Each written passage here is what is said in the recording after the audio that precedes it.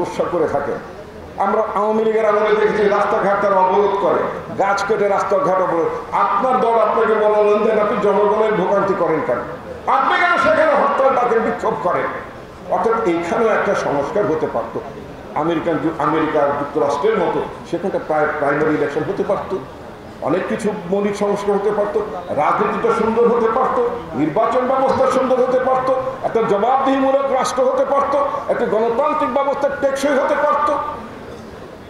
একটা অভ্যুত্থান মানে তো শুধুমাত্র 300 মানুষ একবার পার্লামেন্ট থেকে আউট হয়ে যাবে, আবার নতুন করে 300 মানুষ পার্লামেন্টে আসবে, অথবা 40 জন মন্ত্রীর জায়গায় আরো নতুন 40 জন মন্ত্রী হবে। এটাই শুধুমাত্র পরিবর্তন নয়। এই কারণে বলছিলাম যে জনগণের স্বপ্ন, জনগণের আকাঙ্ক্ষা, জনগণের প্রত্যাশা বারবার হোঁচট খেয়েছে, বারবার হোঁচট খায়। সেজন্য আমরা বলতে চাই আমাদের একটা টেকসই গণতান্ত্রিক ব্যবস্থা দরকার। আমাদের নির্বাচন, সামনের নির্বাচন, আমাদের একটা নির্বাচন জরুরি, একটা নির্বাচিত সরকার জরুরি।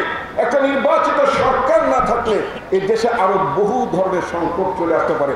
আমার পার্টির বিপ্লবী মহাসচিব গত 3 দিন আগে তিনি বলেছেন, পার্টির নেতারা, সিনিয়র নেতা, পার্টির অ্যাক্টিং চেয়ারম্যান, পার্টির মহাসচিব যখন কোনো বক্তব্য দেন, মেহরবানি করে মনোযোগ সহকারে সে বক্তব্যের দোতনাটি একটু খেয়াল করবেন। সংকট তো আছেই, সংকট ঘনীভূত হওয়ার চেষ্টা করা হচ্ছে, দেশকে গভীর সংকটের দিকে ঠেলে দেওয়ার চেষ্টা হচ্ছে। এই সকল ষড়যন্ত্রের মোকাবেলা করে ফেব্রুয়ারির মধ্যেই জাতীয় নির্বাচন অনুষ্ঠান হওয়া জরুরি। এবং এই সংকটকে মোকাবেলা করার জন্য আমরা দেশের পক্ষে, সরকারের পক্ষে থাকবো, যাবতীয় ষড়যন্ত্রকে আমরা রুখে দেবো। আমি আমার বক্তব্য দীর্ঘায়িত করতে চাই, এখানে শেষ করতে চাই। আপনাদের অসংখ্য ধন্যবাদ।